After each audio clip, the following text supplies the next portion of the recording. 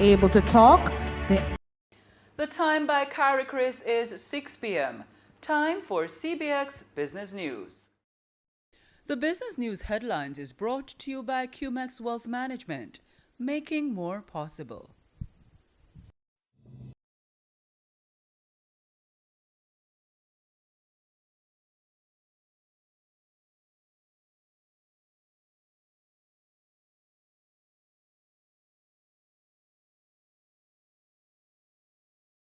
Ruling. Good evening and welcome to CBX Business News for Monday, November 24, 2025. I'm Rochelle Moncrief. Thanks for joining us. Coming up in the newscast, locally, Jamaica signals a major borrowing push as only 7% of Melissa's US $8.8 billion damage is covered under the catastrophe fund. On the regional front, CARICOM secures significant trade victory as the United States lifts tariffs on key regional exports.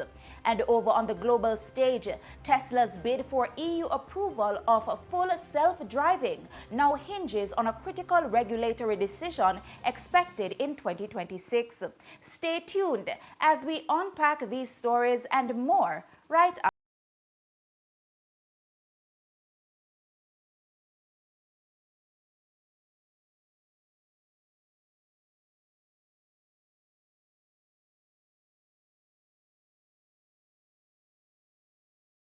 Fragrances Limited has been a part of Jamaica's manufacturing landscape for over 20 years. By crafting unique flavors and fragrances, we have become a part of your favorite household and food items such as beverages, ice cream, household cleaners, and much more. Known throughout the Caribbean for the highest quality, we continue to innovate with strong leadership, a dedicated team with integrity. We go the extra mile for our customers. Create the next taste sensation. Contact us at 876-923-5111 or visit our website, Facebook, Instagram, or LinkedIn pages. The local news is brought to you by Darriman Trading, better from the start. Development Bank of Jamaica, facilitating economic growth and development. Caribbean flavors and fragrances, tease the senses, and Pulse Investments.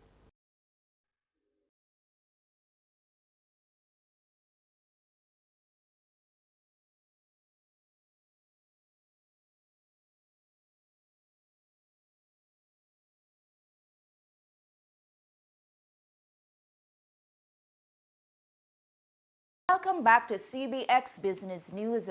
We begin with a major financial warning for Jamaica this evening. Jamaica's hard-won low-debt story is about to bend as the government signals it will have to borrow billions of US dollars to rebuild after Hurricane Melissa wiped out a massive slice of the economy. Addressing the Senate last Friday, Information Minister Senator Dana Morris Dixon says while Jamaica's layered catastrophic coverage of US $650 million is significant, it is insufficient to cover an estimated US $8.8 billion in damages. The Prime Minister has signaled that it is likely that the government of Jamaica will have to borrow to finance reconstruction. The $650 million funds only represent roughly 7.3% of what we lost. So I hear a lot of talk about, oh, there's all this money coming in. But it's not really so. US $8.8 billion in losses, and that's just infrastructure losses. But if you look at the insurance payments, we're nowhere near that level. Before Melissa, Jamaica had become a poster child for fiscal discipline, driving the debt-to-GDP ratio down to about 62%, 2 years ahead of schedule. The storm has now forced a reset. The minister warned that in the short to medium term, debt to GDP will rise as the government channels resources into rebuilding critical infrastructure. We must expect a rise in the debt to GDP ratio in the short to medium term as resources are channeled into rebuilding for resilience. In parallel, she says Jamaica is working with multilateral partners to blend insurance proceeds, grants, and concessional financing. As a result of the numbers before us, we must be open to other financing options. And we're actually currently working with the IMF, and through the IMF's Rapid Financing Facility, we also have immediate access to approximately $500 million in credit to supplement existing funds. That was Information Minister Senator Dana Morris-Dixon. Jamaica's private sector leadership paused last week to honor the late Donald Don Webby, not just as a titan of industry, but as a central architect of the modern Jamaican economy. In an emotional tribute to the Senate, Chief Executive Officer of JMMB Group Limited and Government Senator Keith Duncan recalled that during Webby's tenure as minister, he was the first government leader to receive a privately negotiated proposal from the financial sector for a historic debt swap. I remember while he was in the Ministry of Finance, a minister within the Ministry of Finance, I had worked along with the Jamaican financial sector and got alignment and agreement around doing a debt swap, because we did not see that the economy would be sustainable unless we were able to do some kind of debt swap. Right, so I found myself in Don Webby's office at the Ministry of Finance, and I said, Don, and I had a few of the members with me, this is the debt arrangement. And they had no clue, the government did not have a clue that we were working to get the alignment of the financial sector to swap their bonds in at a discount. We presented it to Don. About half an hour later, I was in Bruce Golding's office, right, as the Prime Minister of Jamaica, because this was one of the prerequisites for the IMF deal, which was a debt swap was a prerequisite. That was Government Senator Keith Duncan. NCB Capital Markets has emerged the single most dominant force in Jamaica's domestic capital markets in 2025, controlling nearly half the money being raised this year.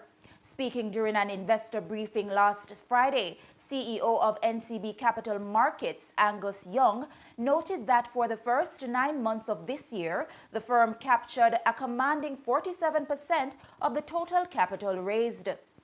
From what I have sight of now, there are at least two junior IPOs and two major mid-market IPOs that we're working on to bring to market in 2026. And then with respect to the US dollar raises, recall now that NCB Financial Group is a regional firm, and I would have received news today that in one of our operating subsidiaries, we were just mandated with a very large US dollar bond issue. Can't say what it is at this point in time, but certainly across the region, Dan, we remain very active. Young also confirmed that NCB Capital Markets is preparing a 2026 IPO wave. From January to September 2025, NCB Capital Markets has done 20% of the number of transactions done in the domestic capital market space, but dollar-wise is 47%. So 50% of the capital raised in the domestic capital markets from January to September 2025 was done by NCB Capital Markets.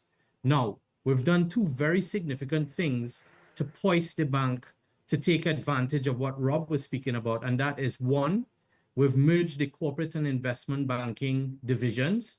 So we bring two very large revenue-generating divisions within the banking system, operationally merge them, and therefore we have this agnostic behavior where we approach transactions as one. That creates a lot of synergies from streamlining, it maintains margins, and of course it allows us to scale in the hunting effort. CEO of NCB Capital Markets, Angus Young. In other financial news, Seprod Limited has delivered one of its most forceful quarterly updates yet, crossing the $113 billion revenue mark, locking in a major regional acquisition and posting a more than doubling of quarterly profit even as operating costs and debt climbed. The group's 9-month revenue jumped 21% to $113.05 billion, up from $93.4 billion last year, powered by expanding manufacturing and distribution activity across the region. Export earnings contributed $4.47 billion, reinforcing Seprod's growing footprint in external markets. But the real headline grabber is bottom line performance. Net profit for Q3 rocketed to $1.62 billion, more than double the $653.8 million posted in the same quarter last year. This was boosted by a $1.24 billion gain on investment property and a stronger dairy manufacturing output after a $700 million capacity upgrade. Meanwhile, in one of the year's most defining strategic moves, Seprod expanded its stake in regional distribution powerhouse A.S. Bryden & Sons Holdings from 50% to 80%, securing majority control and deepening its presence across the Caribbean. We go now to updates from the Bank of Jamaica on how the currency markets traded today. In Monday's currency trading session, the US dollar is selling for $161.05, the Canadian for $115.49, the pound sterling for $212.85, while the going rate for the euro is $189.43. We move to the latest updates from the JSE equities. In Monday's trading session, the JSE market activity resulted in the trading of 107 stocks, of which 51 advanced, 39 declined, and 17 traded firm. Leading the winners are Margaritaville Turks, Cargo Handlers, MPC Caribbean Clean Energy, and Epley Caribbean Property Fund SCC, while leading the losers are Iron Rock Insurance Company, Margaritaville Turks USD, 138 Student Living Jamaica, and Jetcon Corporation. The main index advanced by 1,982.26 points, or 0.63%, to close at 314,469.20 points.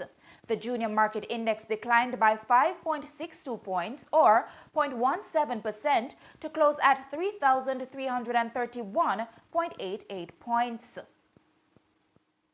And it's time for Market Education Feature, brought to you by CariCris, Regional Ratings, Global Standard.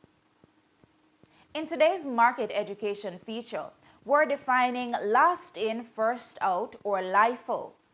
LIFO is an inventory accounting method that assumes the newest items added to stock are the first ones sold. This means the most recently purchased or manufactured goods are recorded as the first to leave inventory and are charged to cost of goods sold, while older items remain listed as inventory. Alternatives to LIFO include FIFO, which assumes the oldest items are sold first, and the average cost method, which uses the weighted average of all units available. Businesses with large inventories, such as retailers and auto dealers, often use LIFO. During periods of rising costs, it can lower taxable income and improve cash flow because the higher, more recent costs are expensed first.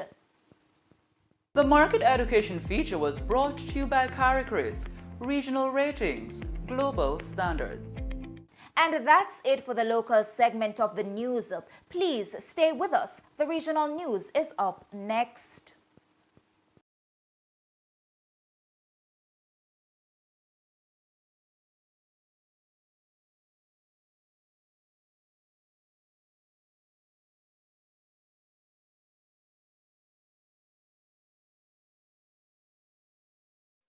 The local news is brought to you by Darriman Trading, better from the start. Development Bank of Jamaica, facilitating economic growth and development. Caribbean flavors and fragrances, tease the senses. And Pulse Investments.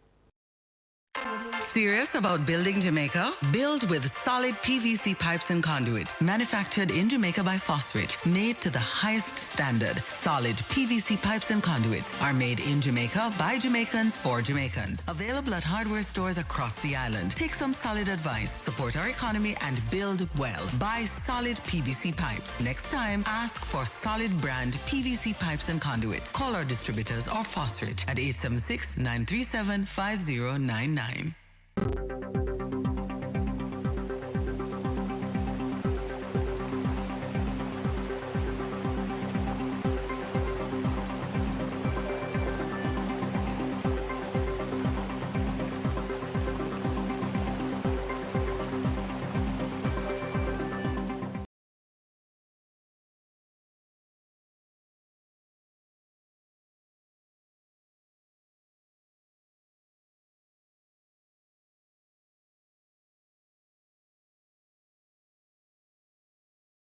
Welcome back.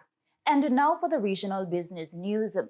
CARICOM's export engine is getting a long-awaited boost. The CARICOM Private Sector Organization, CPSO, has welcomed the United States' decision to remove reciprocal tariffs on several high-value regional export sectors, delivering long-needed relief to industries hit by Washington's America First measures earlier this year. The reversal, formalized in a November 14, 2025 executive order signed by U.S. President Donald Trump, immediately eliminates tariff penalties on key products such as ammonia, urea ammonium nitrate UAN, methanol, and a range of agri-food exports.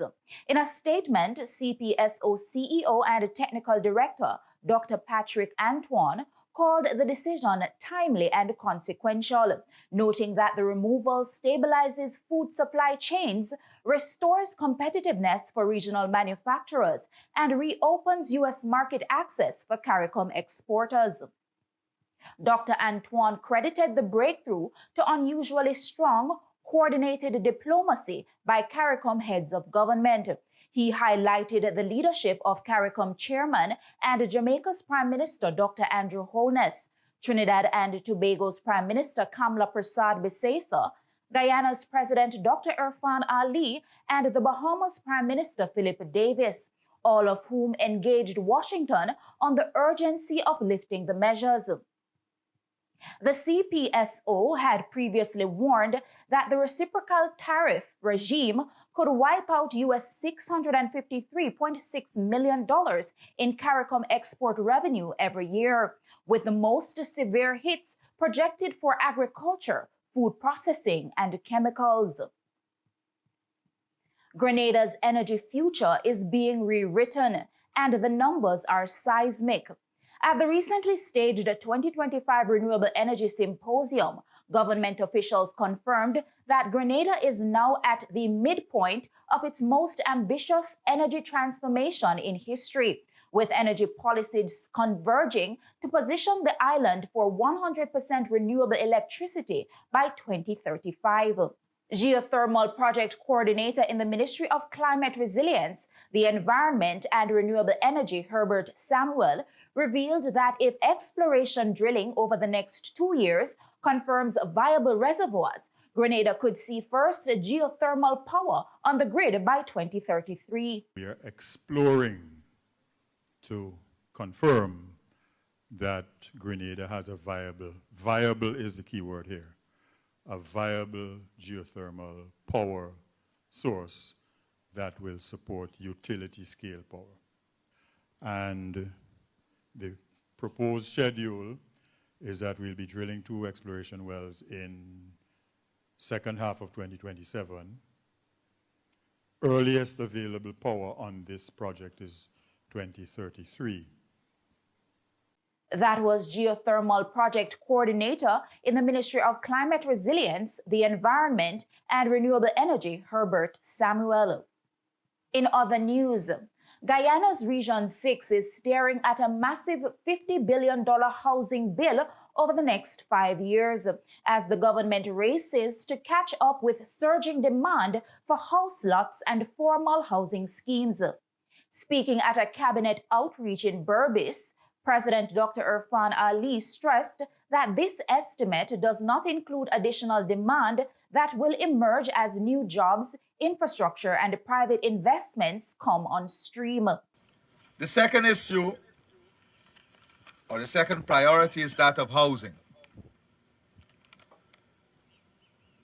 Between 2025 and 2030, to meet the demand, the current demand, not the additional demand that will come, it will require an investment of more than $50 billion in this region. The number of applications we have in the system is close to 8,500. From January to October 2025 alone, we had brought this down significantly. But Colin will tell you that between January to October 2025 alone, we have received 3,124 new applications. That was President of Guyana, Dr. Irfan Ali. It's now time for news from the Trinidad and Tobago Stock Exchange. Overall market activity resulted from trading in 21 securities, of which 8 advanced, 6 declined, and 7 traded firm.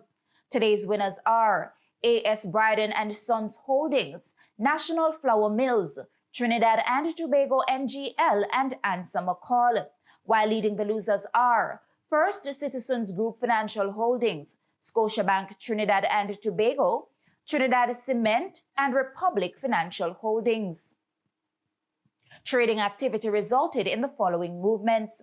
The All-TNT Index advanced by 1.29 points to close at 1,368.37. The Composite Index advanced by 1.01 points to close at 946.53. The Cross-Listed Index advanced by 0.10 points to close at 69.27. The SME Index declined by 0.12 points to close at 96.18. And we take a short break, but please do stay with us. The international news segment is up next.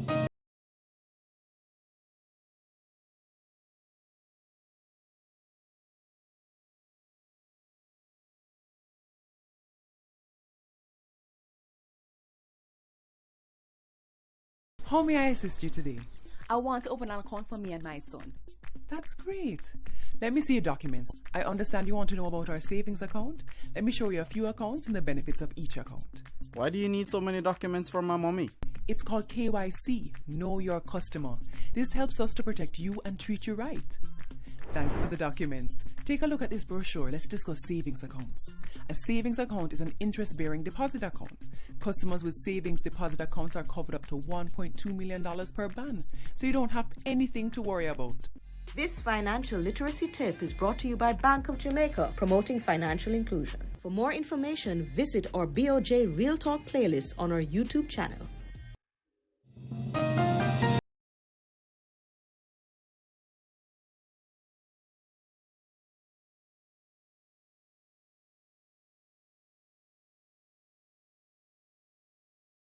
Welcome back. In international news, Tesla's push to expand full self-driving FSD across Europe is facing a sharp regulatory reality check. The Dutch Vehicle Authority says it will decide in February whether Tesla's FSD system meets EU safety standards, directly contradicting Tesla's claim that approval was essentially guaranteed. The RDW says no approval is possible until Tesla proves the system's safety, and it is reported that the agency asked Tesla owners to desist contacting them after Tesla encouraged customers to lobby regulators. A European green light would unlock a block-wide rollout, even as the US investigates 2.88 million FSD-equipped vehicles over safety reports. Musk is also chasing approval in China, putting global regulatory pressure at the center of Tesla's autonomy ambitions. From regulatory fiction in Europe, we now move to turbulence in America's space program. NASA has sharply reduced Boeing's Starliner contract, cutting the number of guaranteed missions from 6 to 4 after years of delays, propulsion failures, and more than $2 billion in cost overruns. The 2 removed flights are now labeled optional, signaling NASA's deep caution around Boeing's reliability. The next Starliner mission, targeted for April 2026, will be uncrewed. It follows a high-profile mishap that stranded the spacecraft's debut crew on the ISS for 9 months, one of the most damaging episodes in Boeing's space history. With SpaceX now the dominant U.S. crew transport provider, NASA's contract revision represents a major reset for Boeing's ambitions in human spaceflight. And over in the United States, crucial economic data has run into delays of its own.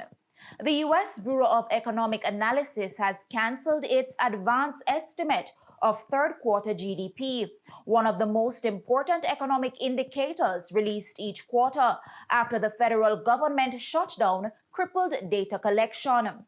The advanced GDP report typically guides markets, business planning, and Federal Reserve sentiment, making its cancellation highly unusual.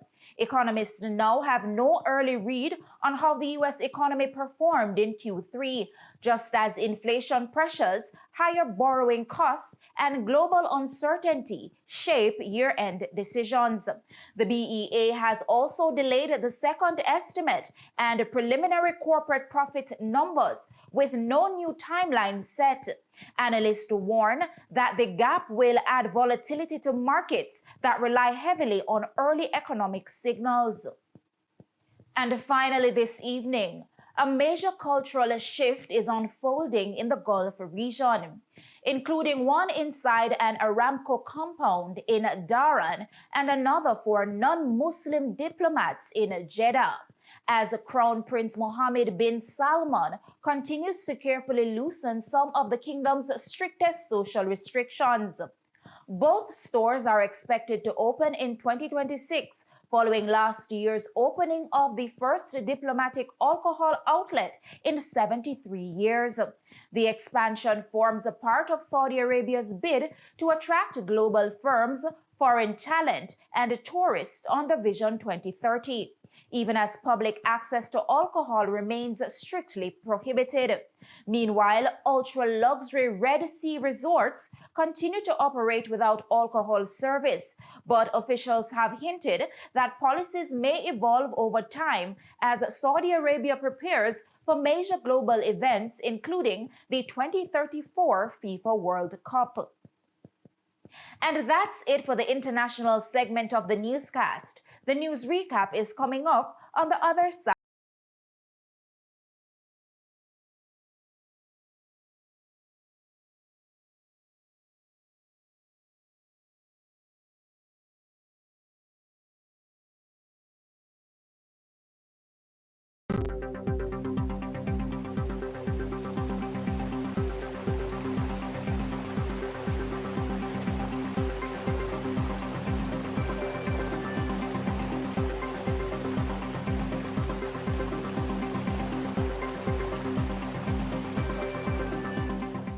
It's feeling so good right now. Feeling so good right now. Yeah, yeah. It's feeling so good right now. Feeling so good right now. Yeah, yeah. It's feeling so good right now. Don't never, ever, ever wanna calm down. Oh, no, no. Yeah, yeah.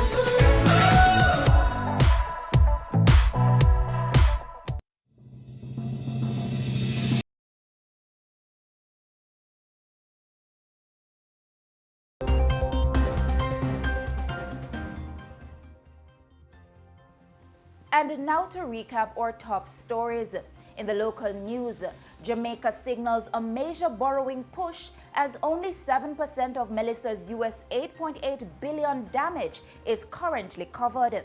Regionally, CARICOM scores a major trade win as U.S. tariffs are lifted on key regional exports. And internationally, Tesla's EU full self-driving bid awaits key regulator decision in 2026. Those were the stories making today's CBX Evening News. On behalf of the entire production team, I'm Rochelle Moncrief. Thanks for watching CBX, your region, your business, your source.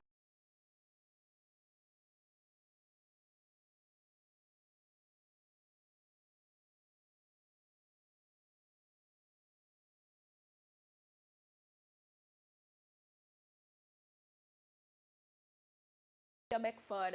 You're watching CBX, your region, your business, your source. The Caribbean Business Exchange now presents an international feature. Pleasant viewing. A fertilizer plant in northern Germany. It's existed in one form or another for more than 100 years. Will it be around for the next 10? It recorded a loss in 2024 and has been producing at lower capacity. High energy costs complicate even the short-term outlook. Is this simply a business model that no longer works?